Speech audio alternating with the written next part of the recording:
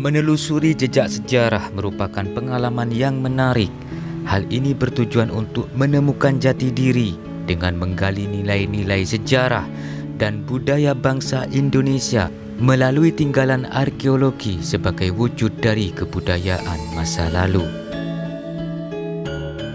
Salah satu tinggalan arkeologi yang paling menarik untuk dijadikan kajian adalah prasasti.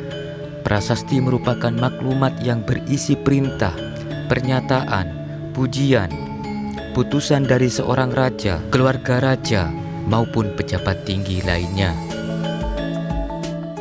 Mayoritas isi dari sebuah prasasti dari masa Jawa kuno berkaitan dengan pemberian status pada sebuah daerah tertentu menjadi daerah sima atau perdikan, maupun peristiwa-peristiwa lainnya yang berhubungan dengan aktivitas keagamaan di tempat-tempat karhian atau mandala kadewaguruan.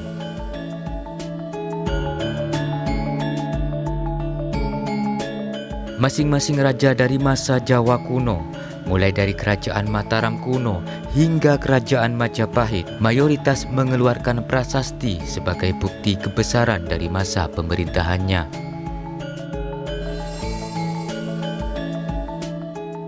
Pengeluaran prasasti sebagai bukti kebesaran dari masa pemerintahan juga pernah dilakukan oleh Raja Airlangga yang menduduki tahta pemerintahan di Jawa bagian timur, yaitu dari tahun 941 sampai 964 Saka. Jumlah prasasti yang dikeluarkannya selama masa pemerintahan dan yang hingga saat ini telah ditemukan berjumlah 33 prasasti. 5 terbuat dari tembaga atau tambra prasasti dan 28 terbuat dari batu atau upala prasasti. Salah satunya adalah prasasti Pandan. Prasasti Pandan ditemukan di Desa Pandan Kerajaan, Kecamatan Kemelaki, Kabupaten Mojokerto. Prasasti ini terbuat dari batu andesit.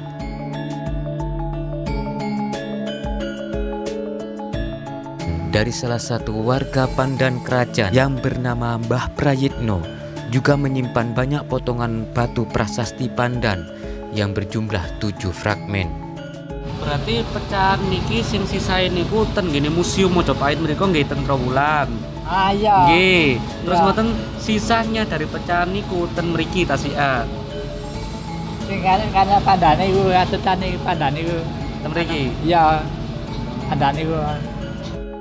Selanjutnya, rekonstruksi terhadap bentuk prasasti pernah dilakukan oleh mahasiswi Universitas Indonesia, Clara Agustin, di tahun 2010. Dalam skripsinya yang berjudul Prasasti Pandan 964 Saka, rekonstruksi bentuk dan isi hasil dari penelitian tersebut menyatakan bahwa pada bagian depan berisi tentang Manslala Drabya Haji atau petugas penarik pajak,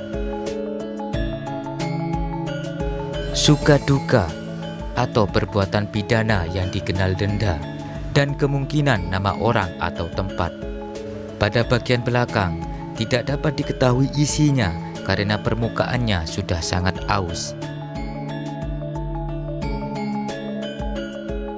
Berdasarkan hasil rekonstruksi alih aksara, Agustin menyatakan bahwa prasasti tersebut berisikan tentang penetapan sima atau tanah perdikan di daerah yang bernama Pandan.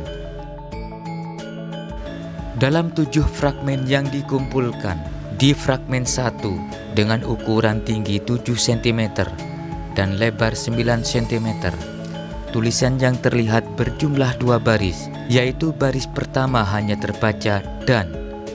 Diduga kata tersebut lengkapnya berbunyi Pandan. Pada fragmen 2 berukuran tinggi 14 cm dan lebar 9 cm, tulisan yang terlihat berjumlah 2 baris. Baris pertama hanya terbaca mantra tanpa adanya kalimat lanjutan di depannya. Prasasti Pandan pada fragmen ketiga. Fragmen ini merupakan fragmen yang paling besar dengan ukuran tinggi 27 cm dan lebar 24 cm. Tulisan yang terlihat berjumlah 6 baris, yaitu baris pertama yang artinya pergi ke sawah menjadi korban tersambar petir. Selanjutnya baris kedua terbaca Sri Maharaja I Ramanta I Pandan, yang artinya Sri Maharaja kepada kepala pemimpin desa Pandan. Menuju pada fragmen keempat. Fragmen ini berukuran tinggi 8 cm dan lebar 20 cm. Tulisan yang didapat terlihat berjumlah 2 baris. Prasasti Pandan pada fragmen 5. Fragmen ini berukuran tinggi 10 cm dan lebar 15 cm. Tulisan yang dapat terlihat berjumlah 3 baris. Di fragmen 6. Fragmen ini berukuran tinggi 6 cm dan lebar 6,5 cm. Tulisan yang dapat dilihat sebenarnya berjumlah 3 baris, namun yang terlihat jelas hanya pada baris kedua.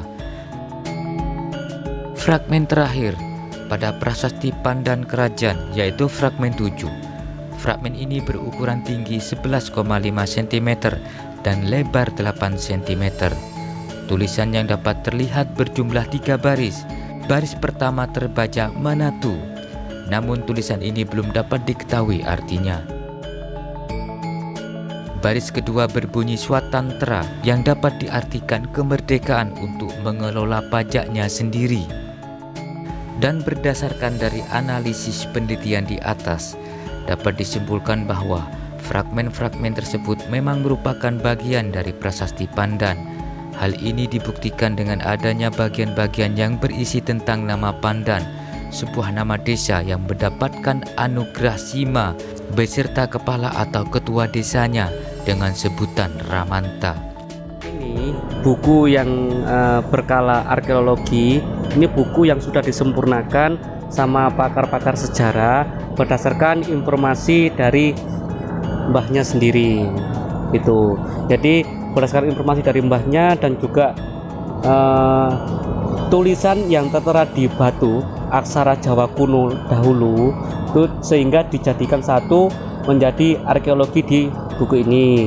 Karena mbahnya sepuh, buat jaga-jaga, barangkali mbahnya sudah untuk ingatan kan nggak sesempurna yang biasanya, jadi dituangkan di buku ini. Karena tujuannya mbahnya tuh sangat mulia sekali, bahwasanya beliau ingin masyarakat di wilayah sini itu sama seperti pada zaman dahulu, di zaman sejarah dahulu, bahwasanya tanah ini adalah tanah yang dispesialkan. Kemajuan suatu bangsa tidak lepas dari sejarah bangsa tersebut, dan bangsa yang besar adalah bangsa yang menghargai sejarah bangsanya, dengan karyanya menjadi contoh dalam pengembangan segala aspek kehidupan masyarakat. Salam budaya Nusantara, tinggalkan perselisihan, sambung persaudaraan. Rahayu.